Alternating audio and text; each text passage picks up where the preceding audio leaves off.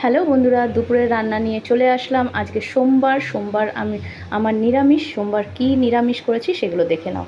প্রথমেই বলি, আলু ভাজা হয়েছে, একটা মূলো শাক হয়েছে, মুগ ডাল হয়েছে, শুক্তো হয়েছে, নিরামিষ একটা তরকারি হয়েছে বেসনের বড়া দিয়ে, ঠিক আছে। আর রাত্রিবেলা আলুর তরকারি কালো জিরা ফোড়ন দিয়ে বাচ্চাদের জন্য করে রেখেছি।